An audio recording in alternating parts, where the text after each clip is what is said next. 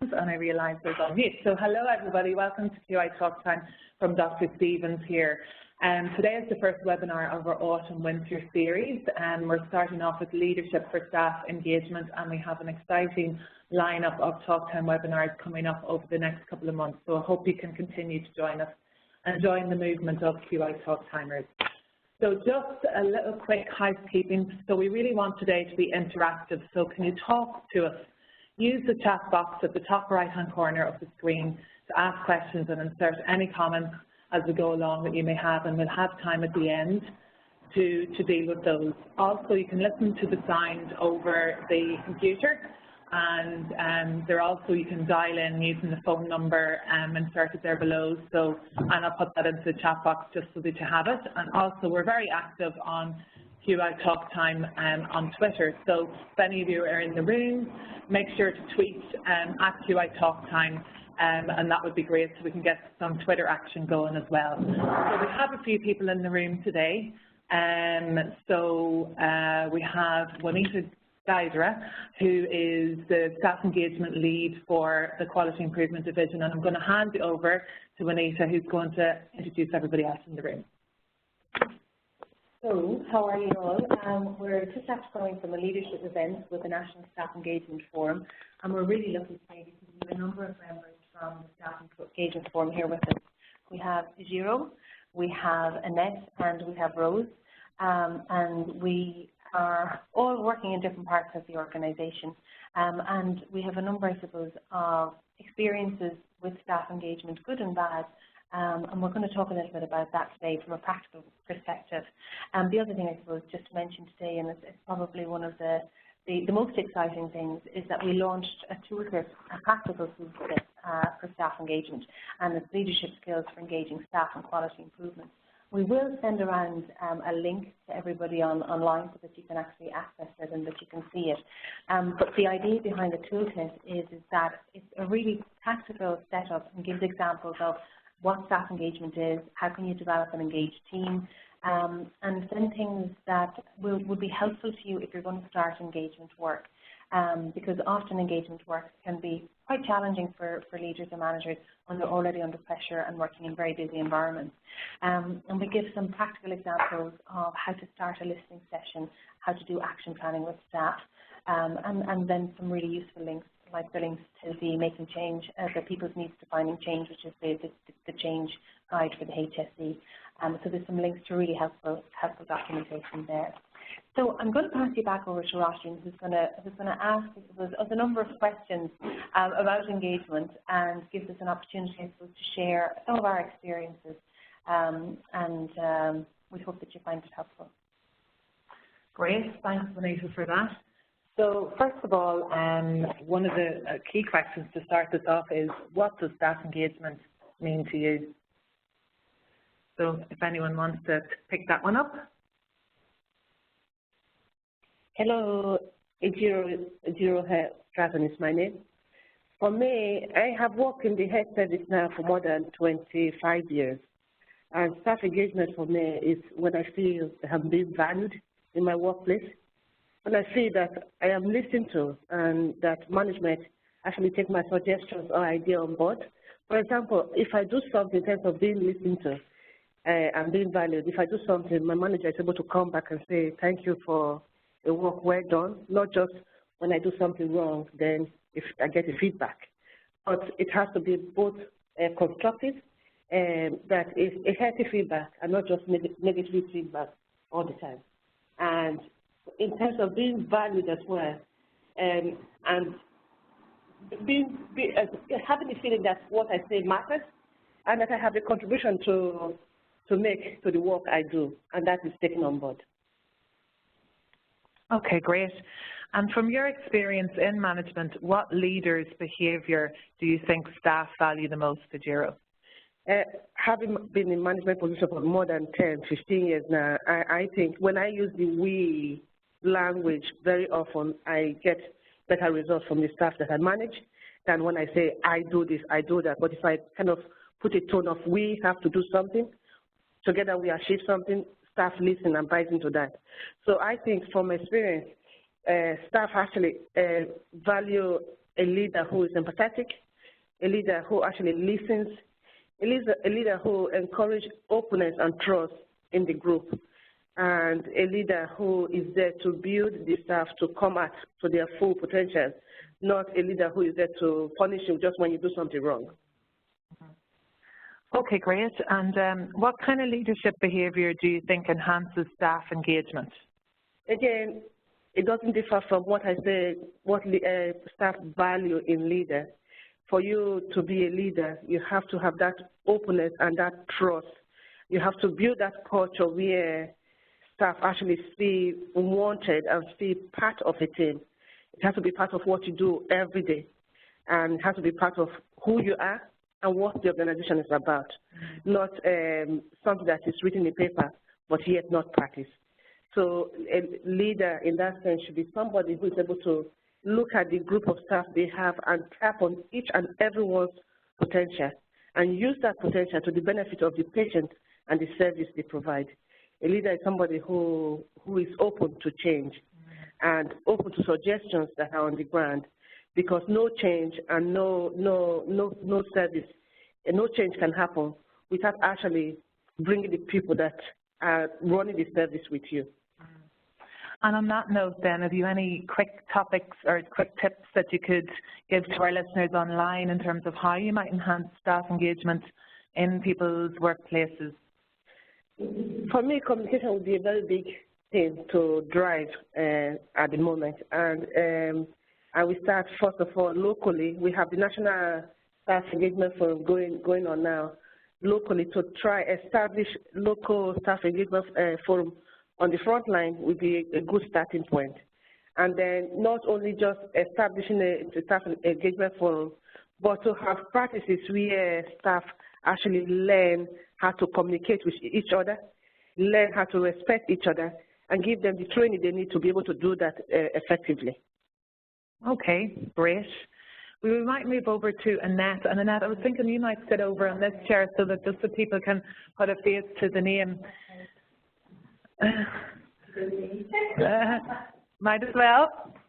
So, Annette, where do you work actually, just so that people maybe squeeze around a little bit there, yeah. To swap seats, Stephen, yeah, great.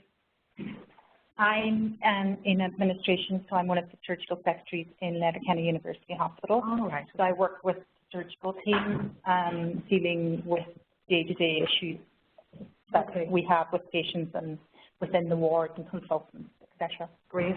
So you're going to tell us a little bit about why you joined the Staff Engagement Forum. Well, firstly, I think coming from Donegal, we feel very removed from what goes on in the HSE Centre of Excellence. So when I saw the email come out, I thought, oh, I might like to do that. And then somebody said to me, why would you bother? And I was like, well, nothing's going to change if we all take that attitude. So I wanted to get something positive from it and something. So I keep coming back because I'm encouraged by the positivity that we get from the meetings.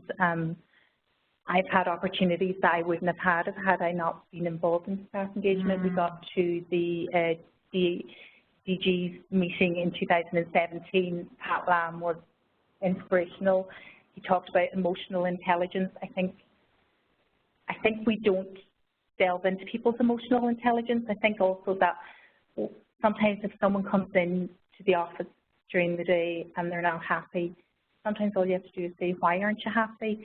And maybe that's made me think about engaging with people and you know, there's reasons, sometimes you have to realize that there's reasons why people are negative, and it might not be to do with work, it might be something going on at home, and you know, you have to look at the bigger picture. Yeah. And you know, and by asking a positive question sometimes can drag somebody out of their negativity. And have you any tips, Annette, as well, that you maybe have brought back from the staff engagement back to your workplace in Letterkenny from the Staff Engagement Forum? Have you anything that you've tried that you think really works locally? Well, it's difficult from my point of view because I'm just administration. I think the toolkit that we have now that has just been finalised, I'm going to take to Letterkenny and hand to my immediate boss and say, right, where can we go? This is the information that we need. This is this is where we can take a start from, you know. I think learning to be positive, because it's always a positive environment that you leave when you're in the staff engagement forum, and you know, you get information that might not always be out there in places like Donegal, you know, so you're armed with information that you can tell your colleagues that may not have got as far as Donegal because we're so far away, you know. Yeah, yeah. Anything else you'd like to tell our listeners about your experience of staff engagement forum? I would say to anybody, it's been positive for me. I'm looking at trying to maybe look at my leadership skills, and I've applied to the Leadership Academy. This is all information I got from being on the staff engagement forum. So I would say to anybody, apply. You know, you have a voice, which is very important, because I think people just think they don't have a voice, but you do, and you know, your voice is taken on board and your opinion is taken on board when you are involved in the staff engagement forum. Great, thanks a million for that. And we might move over to Rose then. Rose. So Rose, where do you work then? Where are you based?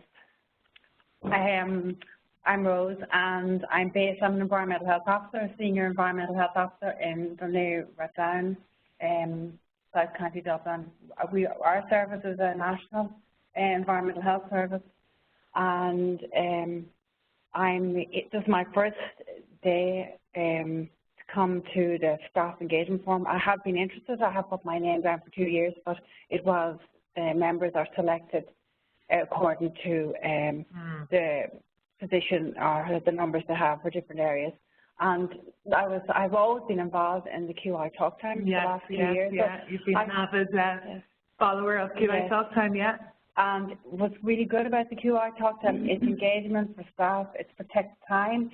It's you know, during your lunchtime, you can listen, and then you can ask questions, and then if you can't make all the meetings, you can get the recording. And it is good for discussions among the staff and for team members, and I include when I am listening to it. And my line manager now has approved this time for me to go, and he's interested in the staff meeting for me to bring back what I've learned today of what staff engagement. So I feel that what we all can do is we can lead individually, and we can be positive about what works. And how do you then, Rose, encourage your staff to act on their ideas and share decision-making locally? Well, I read this leaflet on staff engagement. It's very helpful, and it has been published the last 2 years. And in it talks about how important the staff engagement is a key driver for quality improvement, and that people understand it's not just patronising, it's not just understanding. It means what it actually says, you know, that staff can act with integrity, as we've heard this morning as the keynote speaker.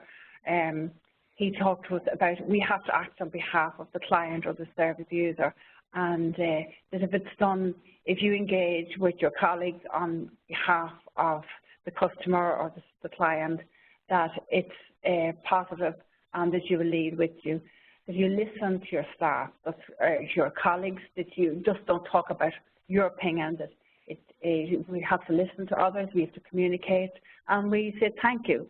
And another really important area for staff engagement, or a component of staff engagement, is to look after your own health and well-being, and to take your breaks, and to give examples, and to thank everybody. So these are the core aspects, and I'm going to enjoy learning more about them. Great. And how to deliver and how to encourage. Thanks a million, Rose.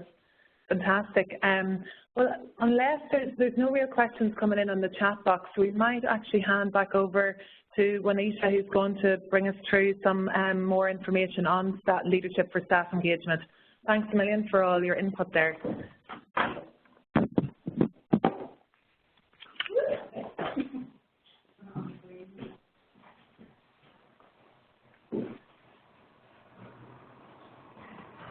A bit like musical chairs here. We're doing the rounds. Yeah. I suppose with a lot of this work at the moment, we found is that obviously the practical things can work best. I suppose where has this come from? And I'm just going to see, can I move the presentation on a little bit? Great stuff. Okay. This is the definition for staff engagement, and anybody that's been following the QI Talk Times or following this on Twitter will see that this is the definition that the Staff Engagement Forum came up with. And they talked about, in a very practical sense, that staff are engaged when they feel valued, they're emotionally connected, fully involved, enthusiastic, and committed to providing a good service, when each person knows that what they do and say matters and makes a difference. And that's really important, because often when it comes to engagement work, it can be immensely challenging for leaders and managers within the system as they try to juggle their own time and juggle a significant workload. And if you're starting to ask staff for their ideas, you need also to factor in the fact that they're going to need time to work on them. There's no point in having all of these wonderful ideas in a pot and nothing ever happens with them. And we found that early in some of this work is that, you know, we need to allow time in the process where we would actually act on the ideas at the other side of it. And that can be challenging for people in lots of different ways, but it's a huge opportunity as well. For some people, I suppose there's that idea that if I'm the leader, and I'm getting staff more involved, and I'm handing over more control to them, what's my role in this now? You know, if I'm giving people the control, my role as manager, where is my job? You know, am I still the leader? Am I still the manager? And in that space, I suppose it's something really important to think about, because for you as a leader, your role changes. And that typical hierarchical leadership that's so prevalent in healthcare isn't the same when you have an engaged workforce. You become much more of a coach. And I think Philip might talk a little bit about that as well. This is something I suppose is really important within a quality improvement perspective. And we look at this work and we say, why is it actually important? And you look at the staff survey results, and I suppose just to mention, we want the staff survey, just to pull back here, we want the staff survey results to tell a story, and our colleagues in HR, led by Vera Kelly, they're working on encouraging people at the moment to fill in the staff survey. And it's really worthwhile, because that provides us with real information about where people are at within the system, what people feel on a day-to-day basis when they're working in the organisation. And our last staff survey were able to tell us that 92% of staff persevere when things don't go well. But equally, 29% were unhappy in their role. We knew that 15% intended to leave the organisation in the next 2-year period. The challenge in healthcare is often that while you have people in the system who may want to leave or may want to go, they can't go anywhere because they've got mortgage commitments and they've got family and they have lots of, I suppose, commitments, which means that often they're still working within the system and they might be unhappy. So it's really essential that we look to see how we can actually support people working in the system so that they are content and that they are happy in their work. And that has a direct impact on patient mortality and patient outcomes. And that's something that's lost. Often staff engagement is seen as the light, fluffy side of our work, but actually it has huge implications for organisational performance. And with a lot of this, a lot of this work, I suppose, is there is being aware of what's out there. And at the moment, we talk to staff, and I don't know if you can see that there. It says, I don't know if it's burnout, but I set off the smoke alarm 6 times today. We have a lot of people working in the system at the minute who are feeling under pressure. And often the things that frustrate them most or take the most amount of time are very simple things that with a little bit of time can be fixed. And we use the analogy that if there's a fire burning in the building, we can all stay 1 bucket at a time to put the fire out. And it could take us 3 years to put the fire out, or we can send 2 people down the road to turn off the gas supply. And that's what this work is. It's about creating time so that we can look at how we work and how we operate. And in changing things that aren't working well, it frees up the time for things then that will help us improve the service and make it a better place to work. Philip, do you want to talk a little bit about the leadership element of it? Yeah, I mean, obviously, for the Quality Improvement Division, we don't think you can improve quality without adequate staff engagement, and we don't think you can engage staff adequately without adequate leadership. And that's the style of leadership. I mean, I think our historical style of leadership in the health service has been command and control. So We need to be strong, we need to be in charge, we need to be on top of things, we should control the budget most importantly, because we've obviously come through a very hard time financially. You can understand why that type of leadership might develop in a time of economic stringency. It's not a good style of leadership, it doesn't work in healthcare. So I guess through the Leadership Academy and work that we do in training in quality improvement and leadership, what we're trying to do is free people up, as you've said, to kind of be a different type of leader, where leadership is really distributed and where people, anybody can lead. And we know that. With some of the work that we've done and some of the work that you've done and Lisa Tolan has done in emergency departments, we can see that, that it isn't just people who we might traditionally expect to lead can lead, but we've found that everybody has the capacity to lead in our health service. Everybody knows a lot about their neck of the woods, if you like, what they do. And I don't know anything about what they do specifically. They should be the people who design a better way of doing it, and their managers need to just help them do that and get out of the way. That's the kind of leadership we need, I think. Thank you very much. And that is that piece. It's that role, and we talked earlier on about the profound knowledge that staff working in the system have, and that patients have, or service users have, because they're closest to the point of contact. And often it can be good to step back and have the helicopter view, but it's always important to ask the question first. Does anybody else want to come in at this point, or is there anything you'd like to mention or say?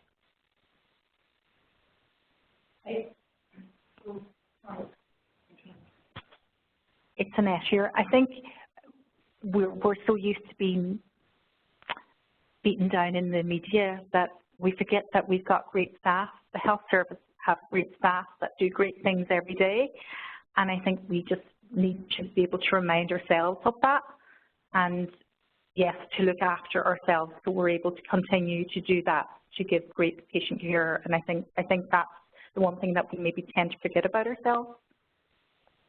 I mean, that's an interesting point, isn't it? Particularly after recent events where with the cervical screening issues and scandal and all the furore in the media and somewhat exaggerated commentary at times that didn't help clarify what was actually happening and the issues that really needed to be addressed.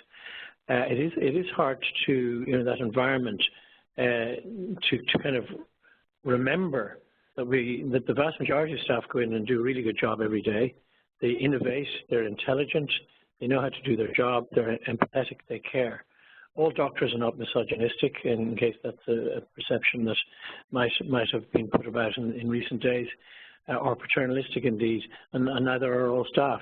So I think we need to be aware of generalizations, and we need to cherish the amazing extra work that people do every day. The fact that so many people in our health service, and I see it all the time traveling around the health service, you see people who go in to do their job and then they do the extra job, which is improving everything and trying to work well in a team, really go the extra yard for patients and really try and improve things for staff and patients and service users. So we need to remind ourselves of that and celebrate it, and as you say, say thank you and highlight it, because it doesn't get a lot of coverage a lot of the time. Just to add to that, a lot of the time, majority of staff out there think that staff engagement is a HRO job, and it should be the responsibility of those in HR to work on it. But no, I think from my own experience, that staff engagement is everyone's responsibility. How you treat the person that is beside you, doesn't matter what level they are in the organization, whether they are household, they are porters, they are carers, they are nurses, they are doctors. How you treat each other and how you speak to each other at the end of the day is what is going to affect the service that you provide to the patient that you serve. So staff engagement begins with me, begins with you, begins with each and every one of us, and we all have to stand up for it and take the responsibility to push this drive forward if we want a better health service. Just something I'd like to add about the staff survey. I completed the staff survey last week. I could have done the first week. I left it last week, and I was really engaged with answering. So I would really encourage everybody, because it's a really good tool for getting you to reflect on what you're doing and how it could be better. So it's actually very personal, and I really enjoyed it. Nobody is saying that the staff survey is helpful. the service, but it also helps us individually. And I'd have to say that it's really well, good survey, well thought out. Thank you.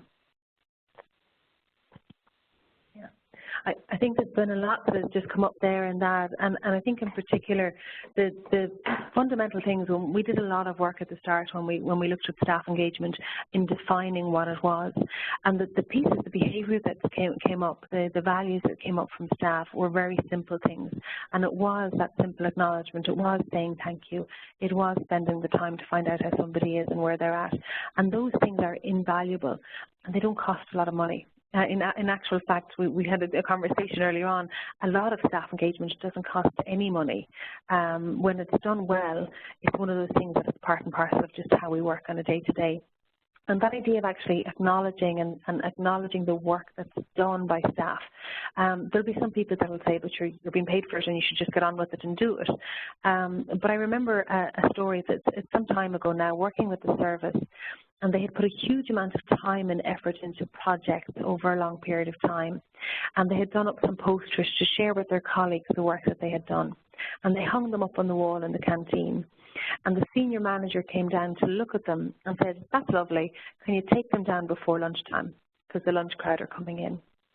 And we just said that one single sentence demoralized all of the work, all of the effort that they had put in that period of time.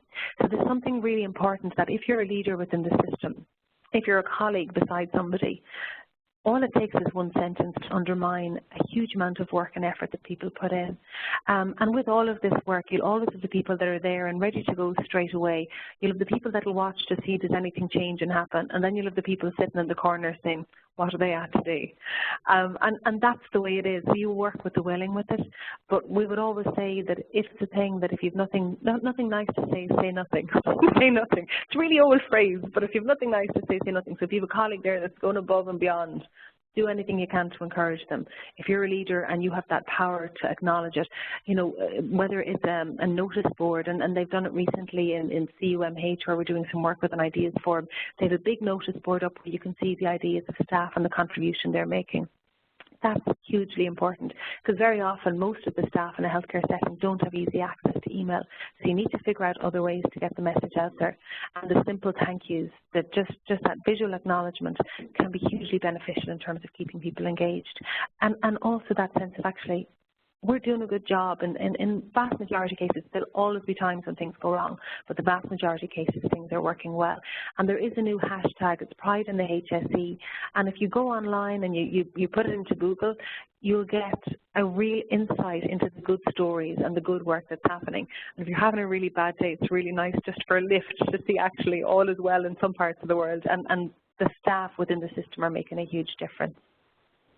Do we have any questions from people online, or are we doing okay? So just to say, this slide here talks about the benefits of engagement. We mentioned it a little bit earlier on, everything from patient mortality to reductions in the number of incidents. I don't know anybody that's ever dealt with a complaint will tell you the amount of time and effort it takes after the problem has happened. If we could put that same resource into the system beforehand, we'd save a huge amount of time. And the patient mortality, I think, is really interesting. There's really valuable data from Michael West and the King's Fund that looks at patient mortality when you look at teamwork. And they say that if you can improve teamwork by 5%, you'll reduce patient mortality by 3.3%. So that's 40 deaths in an average-sized hospital, which is really significant. So this work saves lives.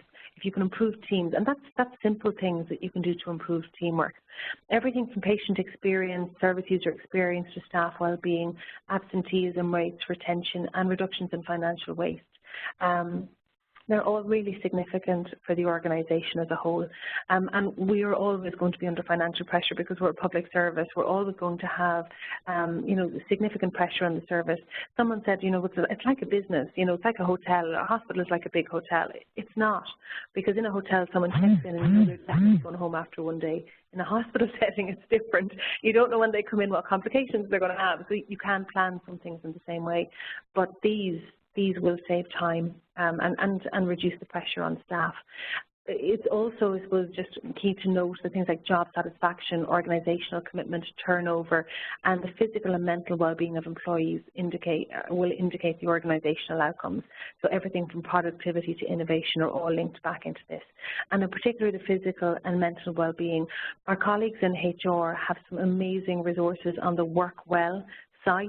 So if you go onto that site, you can find out how do you do an assessment if a colleague says that they're stressed.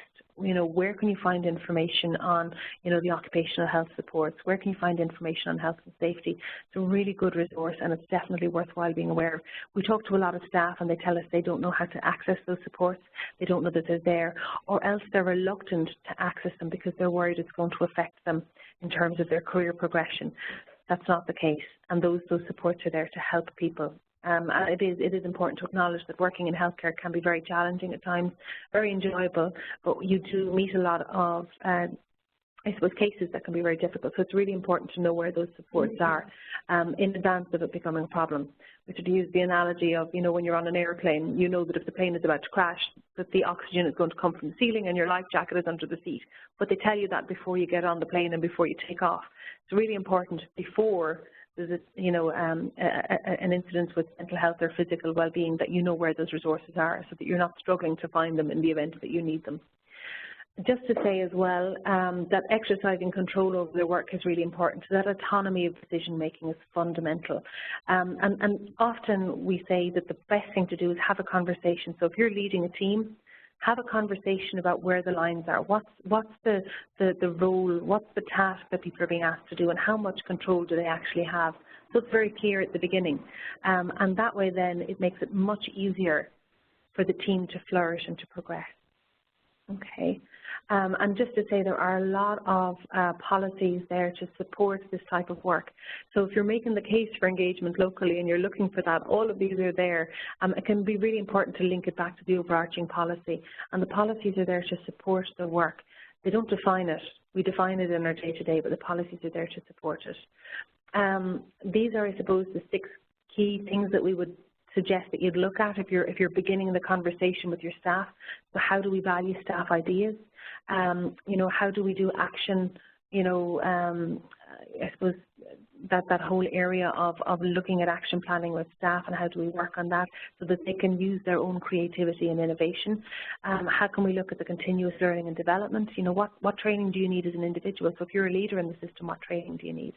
How can you encourage teamwork? How can you build trust? If you don't have trust within your team, you're going to have a real struggle to build an engaged workforce. So trust is a fundamental as part of this. The coaching and mentoring elements then, so how do you prepare staff to act on the ideas? How do you coach them in that way, as opposed to it being a didactic, you know, top-down approach? And from a health and well-being perspective, so how do you help staff manage the emotional impact of their work? And there's lots of supports like the likes of Schwartz rounds that are there to support staff. And Schwartz rounds have been shown to help reduce psychological distress from 25% to 12.5% for people that attend over a regular period. And those resources are available on staffengagement.ie. But there are lots of other supports like the Work Well site as well. And we tend to use the principles of frontline ownership a lot in our work. They're there, they're on the website. It's only a small part of engagement, but we've found them very beneficial, in particular working with the willing, and that idea of nothing about me without me. So that if you're looking at making changes within your team or within your division or department, that you sit down and say who needs to be part of this conversation, because it can really strike you as interesting just to see where the ideas can come from. Okay, I'm conscious of the time. How are we doing? We're okay? 10 to 2. The one thing we'd say to you as well is look to see what's within your control and what's outside of your control. So in healthcare, we'll all have a lot of things to say and a lot of ideas. One of the things that we suggest is you go through that list and say actually what's in our control to do. And anything that's outside of our control, you ask the question to say, is that something I can influence? And if it's not something you can influence, put a line through it and put it to the side. Focus on what you can do. Start small and then just grow. And it's amazing then what you can actually achieve when you're in that space. We use a number of liberating structures in our work a lot, and there's whether it's planning a team meeting, whether it's doing strategic planning, whether it's coming up with a vision, there's lots there to support you. And in particular, if you're looking at a team and you've got sort of old problems, there's one called Wise Crowds that's really good to get the, the group to think about what can we actually do differently here. Or Triz, where you reverse engineer a challenge. Don't underestimate the power of the cup of tea or coffee or the biscuit or whatever it is. Don't underestimate the informal. Often there was a perception, especially with the moratorium, and there was pressure within the system to say, we can't be seen to be having a cup of tea, I'm too busy to take a break. And actually in some areas it was a badge of honour that people felt, oh, I'm too busy to take a break. But in actual fact, there's extensive research that shows that if you take regular breaks, your productivity improves significantly and your ability to cope. Do you want to come in there, Philip, on that? Yeah. Yeah. And the other thing about it as well is that it helps to encourage teamwork. So some people will be very private and won't want to talk about their lives outside of work, but it can be nice to know the big milestone events in people's lives and to celebrate them, whether it's a birthday or, an engagement or, the birth of a grandchild, whatever it is. If there's things happening for people outside of work, it's really important to mark those and acknowledge them, because you spend so much time in your work on a day-to-day basis. It's nice to have a really good relationship with the people that you're working with. And it can really surprise you with the things that people come up with when you ask them what's important to them. And this is an example from work we did in the Mercy Hospital with the LEAD NCHD program there. And the question was about NCHD well-being and how could you improve well-being. But the things that they came up with were actually very different, and they looked at things like introducing a handover ward book, looking at the bleep policy, looking at the on-call rota, additional computers, all directly linked to patient safety and patient improvement, but actually we're all going to alleviate the stress on the NCHDs. And the thing that was really surprising here was, even though the focus was on NCHDs, a number of staff were able to say that there was a ripple effect. So because those staff members were less stressed, it had an immediate impact on others working within that system as well. And we're going to leave you with this. These are sort of the idea that everyone has the potential. You don't need to be the senior boss or the leader to be the greatest advocate for change. You can be a member of staff working in any part of the organisation. And these 8 points were developed by the Staff Engagement Forum. They're the top tips.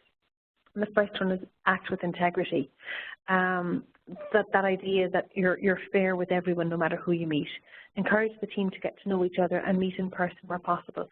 It's not always going to be possible, but you can do things like a virtual tea break, which is something we've introduced in QID recently because we're all over the country, and people randomly are assigned somebody. They pick up the phone on a set date and they have a conversation over 15 minutes, and it's just a way to just connect in with colleagues in a different space.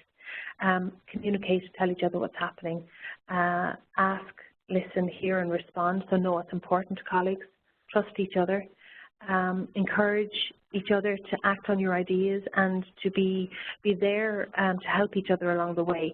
So very often one person won't have all the answers, but there is huge potential for people to encourage each other, and chances are someone sitting around the table will know who you can contact about a particular challenge or problem.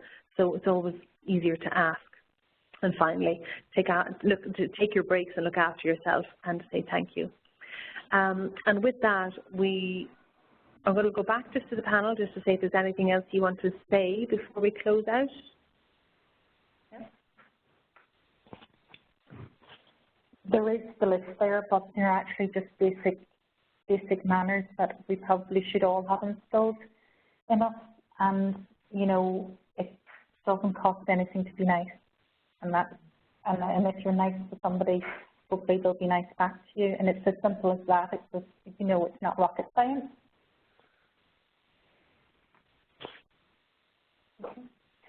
Okay. Do you want to say anything else? Or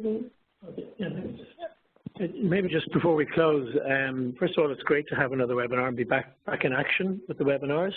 We really want to build on this and really create a kind of movement of people who want to improve things around the country and make it easy by, albeit I see Ruth felt she couldn't get her lunch and be at the event at the same time. It's very hard to fit everything in, I guess, but at least if we have it at lunchtime and we can eat our lunch while we're participating, then it's efficient for people's precious time. But like in relation to the specific theme, obviously, what would be great is if people kind of use the guidance that you've developed, Juanita, and kind of bring it back to the workplace and think. So talk to people you work with and say, what could we do around here that would be different in terms of engaging each other in improving things around here? So we all have ideas. I think people talked earlier about different members of staff. I think you were saying who security staff know an awful lot about the front of house. What's it like at the front of house? Is it a bit hostile to patients sometimes or service users? Porters know an awful lot about patient flow because they bring people around the place. They can see where they're sitting around for hours waiting for a test or whatever.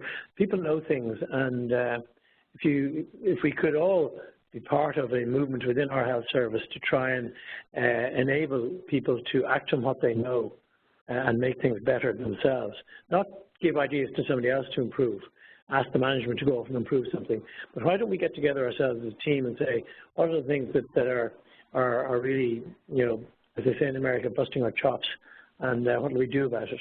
And let's take a bit of control and change things. And obviously managers have to give a little leeway then, and as you've already alluded to. But that's the thing that will really improve our health service, I believe. Big change that would be. Okay, that's brilliant. Just to say thank you so much for joining us today. We're going to go back into our National Staff Engagement Forum meeting now, but it's brilliant to have one live from the event. And just to say thanks again to our panellists, Rose, Annette and Najiro, for their time in preparing for this, and to Naomi and Roisin for facilitating us. It's been really helpful. I'm going to pass you back over to Roisin, and just to say thanks again. And the website staffengagement.ie, you'll get a copy of the toolkit on that, along with other information that might support you in the work that you're trying to do. And best of luck. Okay, great. Thanks a million, Juanita, and to all of the team for coming and talking to us today at QI Talk Time. And just to finish off, we have lots of thank yous there and some really useful information from Juanita. Please go onto the website afterwards on qualityimprovement.ie. There is a QI Talk Time tab, and you'll find on that all of the presentations and also the recordings accessible to watch back afterwards. So hopefully that's a good resource for all of you. And just lastly then, our next QI Talk Time is with Jennifer Quaglietta, I think is the way you pronounce it, but she's the Director of Patient Experience Quality and Patient and Family Centred Care in the University of Toronto, which is excellent to have an international speaker. So she's going to talk about bringing continuous improvement that is lived at the bedside. So that's on Thursday. It's breaking from our norm, but we're fitting this into Jennifer's schedule when she's over for a conference. So it's Thursday fortnight between 1 and 2, and the flyer will be circulated next week. If you want to be added to the Talk Time mail list, you can mail myself, roisin.breen@hsc.ie, or Naomi. His mail list or his mail address is there as well. So please do contact us. And thanks a million for joining, and hopefully we'll see you at the next webinar.